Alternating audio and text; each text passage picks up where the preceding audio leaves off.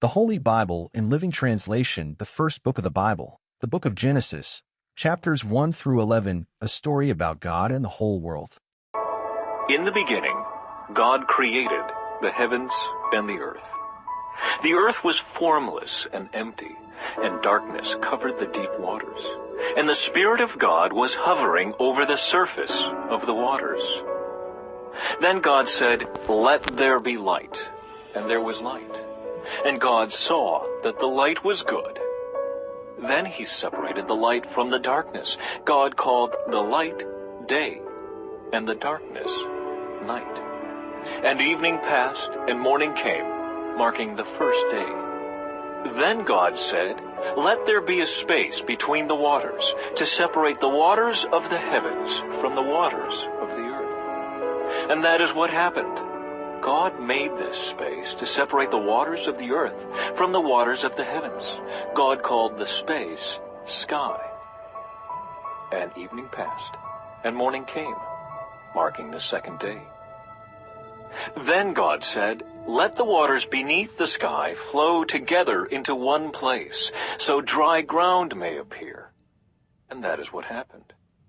God called the dry ground land, and the waters seas. And God saw that it was good.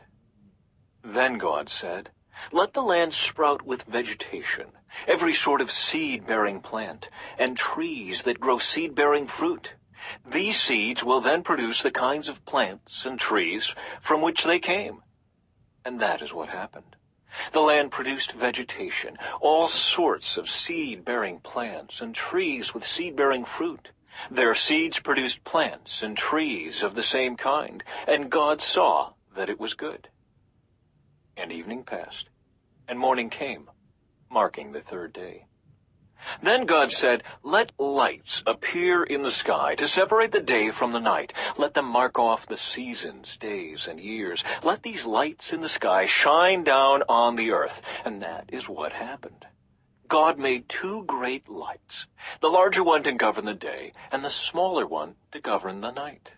He also made the stars. God set these lights in the sky to light the earth, to govern the day and night, and to separate the light from the darkness. And God saw that it was good. And evening passed, and morning came, marking the fourth day. Then God said, "Let the waters swarm with fish and other life. Let the skies be filled with birds of every kind." So God created great sea creatures and every living thing that scurries and swarms in the water, and every sort of bird, each producing offspring of the same kind. And God saw that it was good. Then God blessed them, saying, "Be fruitful and multiply. Let the fish fill the seas, and let the birds multiply on the earth." And evening passed, and morning came, marking the fifth day.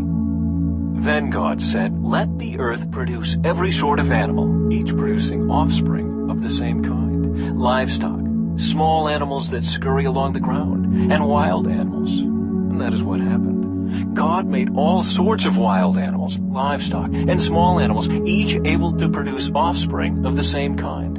And God saw that it was good. Then God said, "Let us make human beings in our image, to be like us.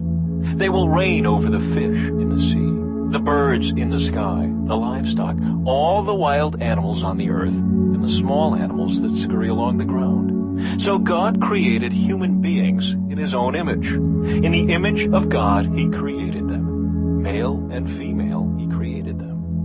Then God blessed them and said, "Be fruitful and multiply. Fill the earth and govern it. Reign over the fish in the sea, the birds in the sky, and all the animals that scurry along the ground." Then God said, "Look, I have given you every seed-bearing plant throughout the earth, and all the fruit trees for your food, and I have given every green plant as food for all the wild animals, the birds in the sky, and the small animals that scurry along the ground, everything that has life." And that is what happened. Then God looked over all he had made, and he saw that it was very good. And evening passed, and morning came, marking the sixth day.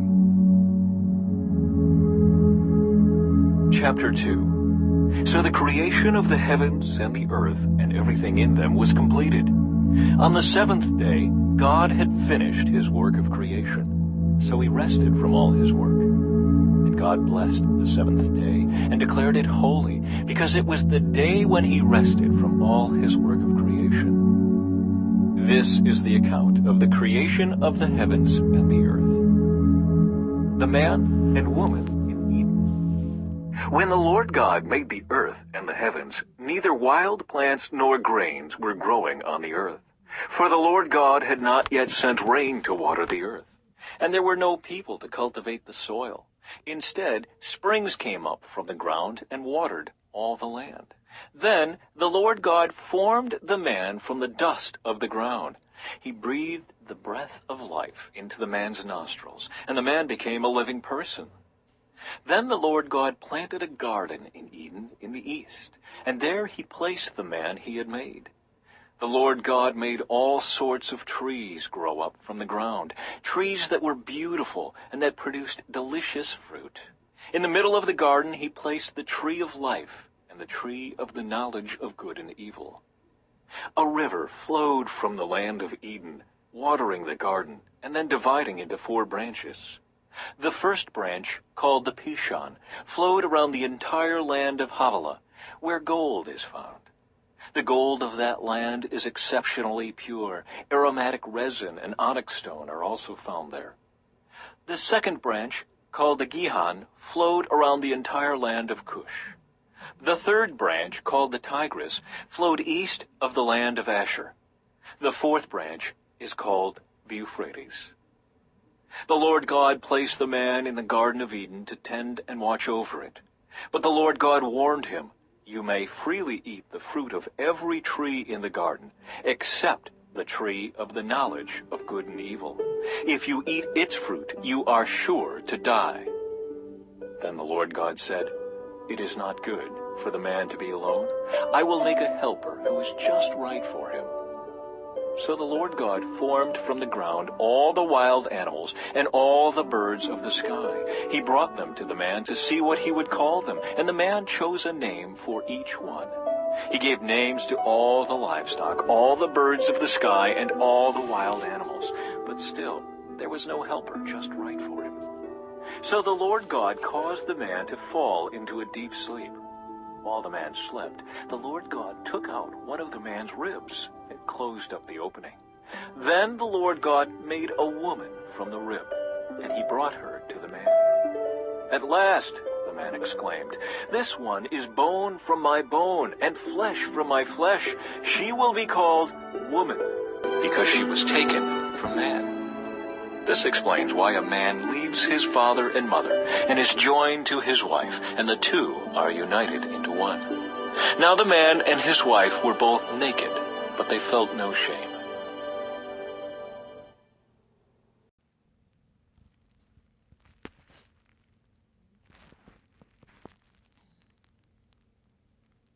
Chapter 3. The man and woman sin. The serpent was the shrewdest of all the wild animals the Lord God had made. One day he asked the woman, "Did God really say you must not eat the fruit from any of the trees in the garden?"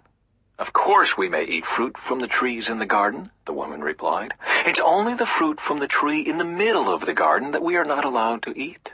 God said you must not eat it or even touch it. If you do, you will die." "You won't die," the serpent replied to the woman. "God knows that your eyes will be opened as soon as you eat it, and you will be like God, knowing both good and evil." The woman was convinced. She saw that the tree was beautiful and its fruit looked delicious, and she wanted the wisdom it would give her. So she took some of the fruit and ate it. Then she gave some to her husband, who was with her, and he ate it too. At that moment, their eyes were opened, and they suddenly felt shame at their nakedness. So they sewed fig leaves together to cover themselves. When the cool evening breezes were blowing, the man and his wife heard the Lord God walking about in the garden. So they hid from the Lord God among the trees. Then the Lord God called to the man, "Where are you?" He replied, I heard you walking in the garden, so I hid. I was afraid because I was naked." "Who told you that you were naked?" the Lord God asked. "Have you eaten from the tree whose fruit I commanded you not to eat?" The man replied, "It was the woman you gave me who gave me the fruit, and I ate it." Then the Lord God asked the woman, "What have you done?" "The serpent deceived me," she replied. "That's why I ate it." Then the Lord God said to the serpent, "Because you have done this, you are cursed more than all animals, domestic and wild. You will crawl on your belly, groveling in the dust as long as you live. And I will cause hostility between you and the woman, and between your offspring and her offspring. He will strike your head, and you will strike his heel." Then he said to the woman, "I will sharpen the pain of your pregnancy, and in pain you will give birth, and you will desire to control your husband, but he will rule over you." And to the man he said, "Since you listened to your wife and ate from the tree whose fruit I commanded you not to eat, the ground is cursed because of you. All your life you will struggle to scratch a living from it. It will grow thorns and thistles for you, though you will eat of its grains. By the sweat of your brow will you have food to eat until you return to the ground from which you were made. For you were made from dust, and to dust you will return." Paradise Lost, God's judgment. Then the man, Adam, named his wife Eve, because she would be the mother of all who live. And the Lord God made clothing from animal skins for Adam and his wife. Then the Lord God said, "Look, the human beings have become like us, knowing both good and evil. What if they reach out, take fruit from the tree of life and eat it? Then they will live forever." So the Lord God banished them from the Garden of Eden, and he sent Adam out to cultivate the ground from which he had been made. After sending them out, the Lord God stationed mighty cherubim to the east of the Garden of Eden, and he placed a flaming sword that flashed back and forth to guard the way to the tree of life. Chapter 4. Cain and Abel. Now Adam had sexual relations with his wife, Eve, and she became pregnant. When she gave birth to Cain, she said, "With the Lord's help, I have produced a man." Later she gave birth to his brother and named him Abel. When they grew up, Abel became a shepherd, while Cain cultivated the ground. When it was time for the harvest, Cain presented some of his crops as a gift to the Lord. Abel also brought a gift, the best of the firstborn lambs from his flock. The Lord accepted Abel and his gift, but he did not accept Cain and his gift. This made Cain very angry, and he looked dejected. "Why are you so angry?" the Lord asked Cain. "Why do you look so dejected? You will be accepted if you do what is right. But if you refuse to do what is right, then watch out. Sin is crouching at the door, eager to control you. But you must subdue it and be its master." One day Cain suggested to his brother, "Let's go out into the fields." And while they were in the field, Cain attacked his brother Abel and killed him. Afterward, the Lord asked Cain, "Where is your brother? Where is Abel?" "I don't know," Cain responded. "Am I my brother's guardian?" But the Lord said, "What have you done? Listen, your brother's blood cries out to me from the ground. Now you are cursed and banished from the ground, which has swallowed your brother's blood. No longer will the ground yield good crops for you, no matter how hard you work. From now on, you will be a homeless wanderer on the earth." Cain replied to the Lord, "My punishment is too great for me to bear. You have banished me from the land, and from your presence you have made me a homeless wanderer. Anyone who finds me will kill me." The Lord replied, "No, for I will give a 7-fold punishment to anyone who kills you." Then the Lord put a mark on Cain to warn anyone who might try to kill him. So Cain left the Lord's presence and settled in the land of Nod, east of Eden. The descendants of Cain. Cain had sexual relations with his wife, and she became pregnant and gave birth to Enoch. Then Cain founded a city, which he named Enoch after his son. Enoch had a son named Irad. Irad became the father of Mythuesala. Mythuesala became the father of Mythuesala. Mythuesala became the father of Lamech. Lamech married 2 women. The first was named Ada, and the second was Zillah. Ada gave birth to Japeth, who was the first of those who raise livestock and live in tents. His brother's name was Jubal, the first of all who play the harp and flute. Lamech's other wife, Zillah, gave birth to a son named Tubal-Cain. He became an expert in forging tools of bronze and iron. Tubal-Cain had a sister named Naamah. One day Lamech said to his wives, "Ada and Zillah, hear my voice. Listen to me, you wives of Lamech. I have killed a man who attacked me, a young man who wounded me. If someone who kills Cain is punished 7 times, then the one who kills me will be punished 77 times. The birth of Seth. Adam had sexual relations with his wife again, and she gave birth to another son. She named him Seth, for she said, God has granted me another son in place of Abel, whom Cain killed. When Seth grew up, he had a son and named him Enoch. At that time, people first began to worship the Lord by name. Chapter 5. The Descendants of Adam. This is the written account of the descendants of Adam. When God created human beings, he made them to be like himself. He created them male and female, and he blessed them and called them human. When Adam was 130 years old, he became the father of a son who was just like him, in his very image. He named his son Seth. After the birth of Seth, Adam lived another 800 years, and he had other sons and daughters. Adam lived 930 years, and then he died. When Seth was 105 years old, he became the father of Enoch.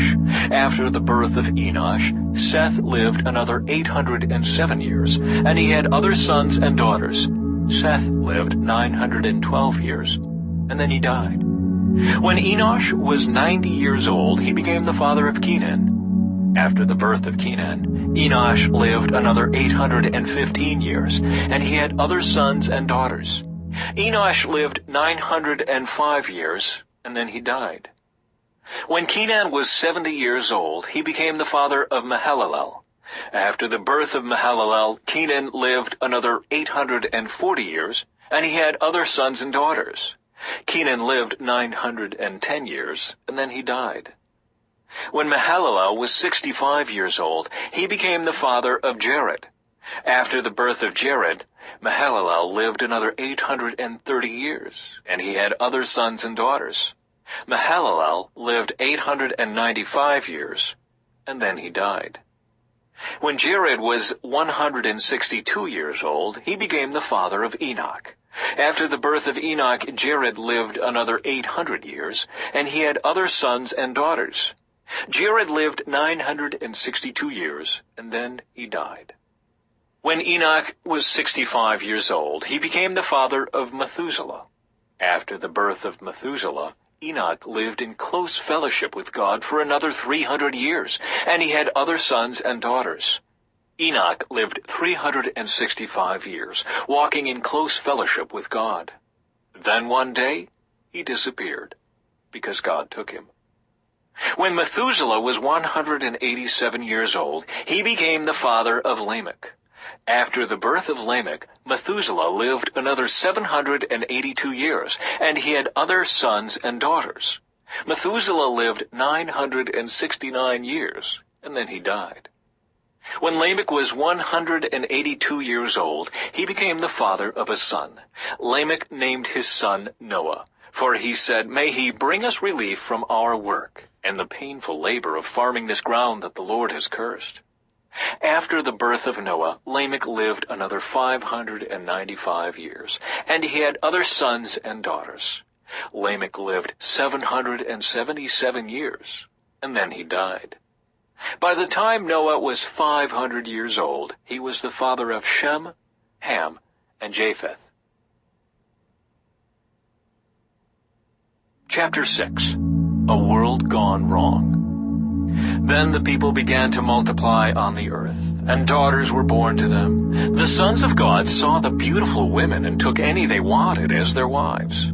Then the Lord said, "My spirit will not put up with humans for such a long time, for they are only mortal flesh. In the future, Their normal lifespan will be no more than 120 years.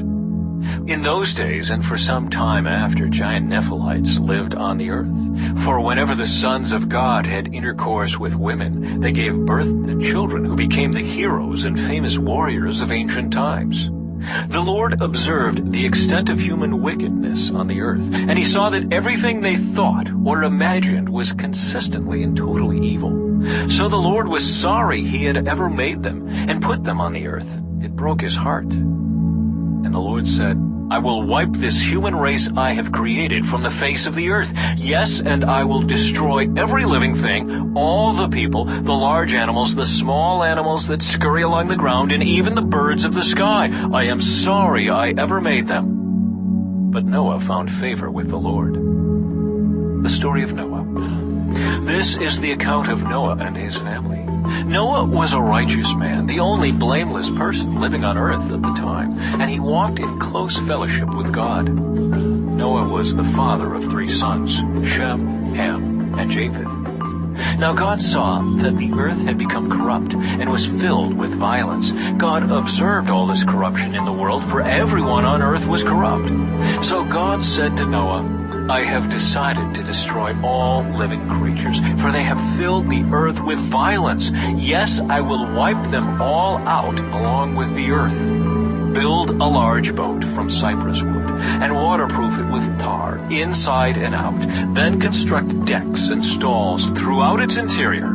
Make the boat 450 feet long, 75 feet wide, and 45 feet high. Leave an 18-inch opening below the roof all the way around the boat. Put the door on the side and build 3 decks inside the boat, lower, middle, and upper. Look, I am about to cover the earth with a flood that will destroy every living thing that breathes. Everything on earth will die, but I will confirm my covenant with you. So enter the boat, you and your wife and your sons and their wives. Bring a pair of every kind of animal, a male and a female, into the boat with you to keep them alive during the flood. Pairs of every kind of bird and every kind of animal and every kind of small animal that scurries along the ground will come to you to be kept alive. And be sure to take on board enough food for your family and for all the animals. So Noah did everything exactly as God had commanded him. Chapter 7. The flood covers the earth. When everything was ready, the Lord said to Noah, Go into the boat with all your family, for among all the people of the earth I can see that you alone are righteous. Take with you 7 pairs, male and female, of each animal I have approved for eating and for sacrifice, and take 1 pair of each of the others. Also take 7 pairs of every kind of bird. There must be a male and a female in each pair to ensure that all life will survive on the earth after the flood. 7 days from now I will make the rains pour down on the earth, and it will rain for 40 days and 40 nights until I have wiped from the earth all the living things I have created. So Noah did everything as the Lord commanded him. Noah was 600 years old when the flood covered the earth. He went on board the boat to escape the flood, he and his wife, and his sons and their wives. With them were all the various kinds of animals, those approved for eating and for sacrifice, and those that were not, along with all the birds and the small animals that scurry along the ground. They entered the boat in pairs, male and female, just as God had commanded Noah. After 7 days, the waters of the flood came and covered the earth. When Noah was 600 years old, on the 17th day of the 2nd month, all the underground waters erupted from the earth, and the rain fell in mighty torrents from the sky. The rain continued to fall for 40 days and 40 nights. That very day Noah had gone into the boat with his wife and his sons, Shem, Ham, and Japeth, and their wives. With them in the boat were pairs of every kind of animal, domestic and wild, large and small, along with birds of every kind. 2 by 2 they came into the boat, representing every living thing that breathes. A male and female of each kind entered, just as God had commanded Noah. Then the Lord closed the door behind them. For 40 days the floodwaters grew deeper, covering the ground and lifting the boat high above the earth. As the waters rose higher and higher above the ground, the boat floated safely on the surface. Finally, the water covered even the highest mountains on the earth, rising more than 22 feet above the highest peaks. All the living things on earth died: birds, domestic animals, wild animals, small animals that scurry along the ground, and all the people. Everything that breathed and lived on dry land died. God wiped out every living thing on the earth: people, livestock, small animals that scurry along the ground, and the birds of the sky. All were destroyed. The only people who survived were Noah and those with him in the boat. And the floodwaters covered the earth for 150 days. Chapter 8. The flood recedes. But God remembered Noah and all the wild animals and livestock with him in the boat. He sent a wind to blow across the earth, and the floodwaters began to recede. The underground waters stopped flowing, and the torrential rains from the sky were stopped. So the floodwaters gradually receded from the earth. After 150 days, exactly 5 months from the time the flood began, the boat came to rest on the mountains of Ararat. 2.5 months later, as the waters continued to go down, other mountain peaks became visible. After another 40 days, Noah opened the window he had made in the boat and released a raven. The bird flew back and forth until the floodwaters on the earth had dried up. He also released a dove to see if the water had receded and it could find dry ground. But the dove could find no place to land because the water still covered the ground. So it returned to the boat, and Noah held out his hand and drew the dove back inside. After waiting another 7 days, Noah released the dove again. This time the dove returned to him in the evening with a fresh olive leaf in its beak. Then Noah knew that the floodwaters were almost gone. He waited another 7 days and then released the dove again. This time it did not come back. Noah was now 601 years old. On the first day of the new year, 10.5 months after the flood began, the floodwaters had almost dried up from the earth. Noah lifted back the covering of the boat and saw that the surface of the ground was drying. 2 more months went by, and at last the earth was dry. Then God said to Noah, "Leave the boat, all of you. You and your wife and your sons and their wives.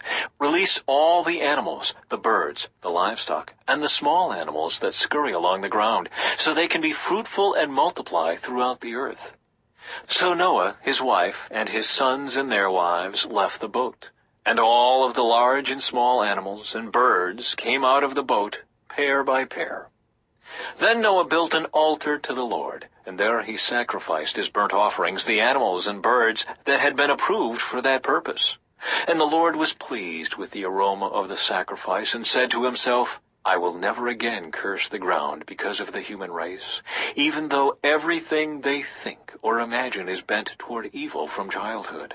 I will never again destroy all living things. As long as the earth remains, there will be planting and harvest, cold and heat, summer and winter, day and night." Chapter 9. God confirms his covenant. Then God blessed Noah and his sons and told them, "Be fruitful and multiply. Fill the earth, all the animals of the earth, all the birds of the sky, all the small animals that scurry along the ground, and all the fish in the sea will look on you with fear and terror. I have placed them in your power. I have given them to you for food, just as I have given you grain and vegetables. But you must never eat any meat that still has the lifeblood in it. And I will require the blood of anyone who takes another person's life. If a wild animal kills a person, it must die. And anyone who murders a fellow human must die. If anyone takes a human life, that person's life will also be taken by human hands. For God made human beings in his own image. Now be fruitful and multiply and repopulate the earth." Then God told Noah and his sons, I hereby confirm my covenant with you and your descendants, and with all the animals that were on the boat with you, the birds, the livestock, and all the wild animals, every living creature on earth. Yes, I am confirming my covenant with you. Never again will floodwaters kill all living creatures. Never again will a flood destroy the earth. Then God said, I am giving you a sign of my covenant with you and with all living creatures for all generations to come. I have placed my rainbow in the clouds. It is the sign of my covenant with you and with all the earth. When I send clouds over the earth, the rainbow will appear in the clouds, and I will remember my covenant with you and with all living creatures. Never again will the floodwaters destroy all life. When I see the rainbow in the clouds, I will remember the eternal covenant between God and every living creature on earth. Then God said to Noah, Yes, this rainbow is the sign of the covenant I am confirming with all the creatures on earth. Noah's sons.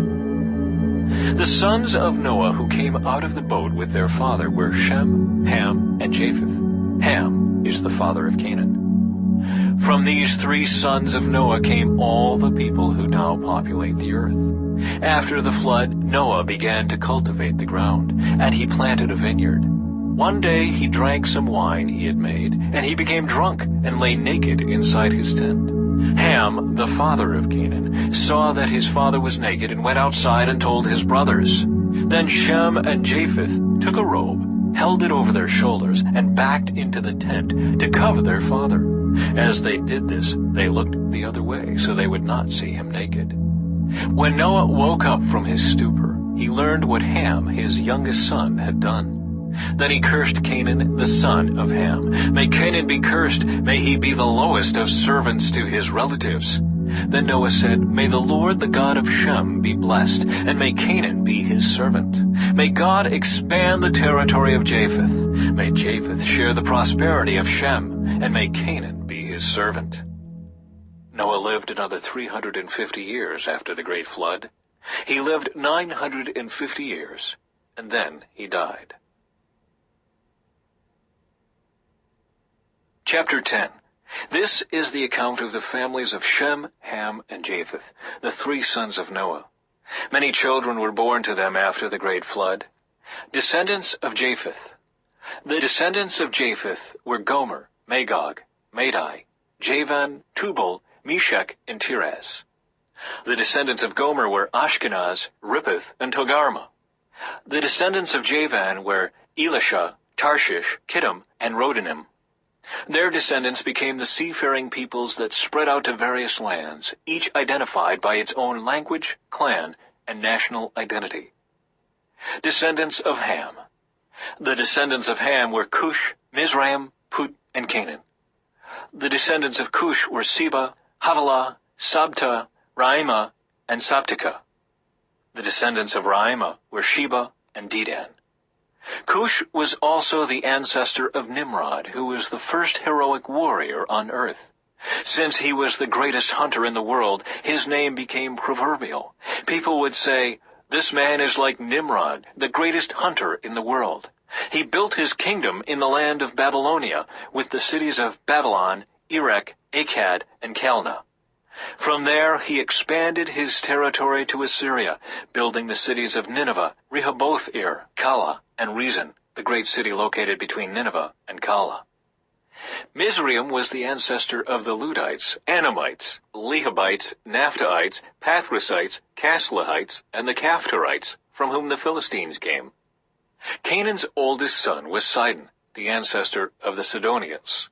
Canaan was also the ancestor of the Hittites, Jebusites, Amorites, Girgashites, Hivites, Archites, Sinites, Arvadites, Zamarites, and Hamathites.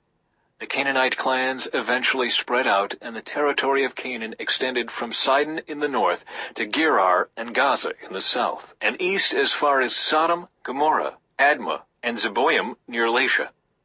These were the descendants of Ham, identified by clan, language, territory, and national identity. Descendants of Shem. Sons were also born to Shem, the older brother of Japheth. Shem was the ancestor of all the descendants of Eber. The descendants of Shem were Elam, Asher, Arphaxad, Lud, and Aram. The descendants of Aram were Uz, Hul, Gether, and Mash. Arphaxad was the father of Shelah, and Shelah was the father of Eber. Eber had two sons. The first was named Peleg, which means division, for during his lifetime the people of the world were divided into different language groups. His brother's name was Joktan. Joktan was the ancestor of Almodad, Sheleph, Hazarmaveth, Jura, Hadoram, Uzal, Dikla, Obal, Abimael, Sheba, Ophir, Havilah, and Jobab. All of these were descendants of Joktan. The territory they occupied extended from Misha all the way to Sephir in the eastern mountains.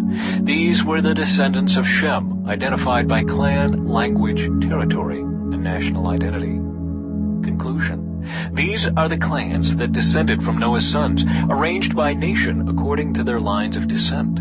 All the nations of the earth descended from these clans after the great flood. Chapter 11. The Tower of Babel. At one time, all the people of the world spoke the same language and used the same words. As the people migrated to the east, they found a plain in the land of Babylonia and settled there. They began saying to each other, "Let's make bricks and harden them with fire." In this region, bricks were used instead of stone, and tar was used for mortar. Then they said, "Come, let's build a great city for ourselves, with a tower that reaches into the sky. This will make us famous and keep us from being scattered all over the world." But the Lord came down to look at the city and the tower the people were building.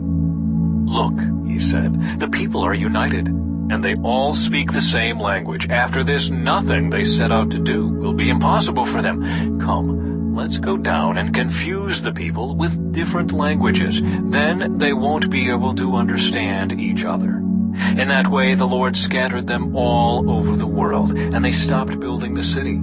That is why the city was called Babel, because that is where the Lord confused the people with different languages. In this way, he scattered them all over the world. The line of descent from Shem to Abram. This is the account of Shem's family.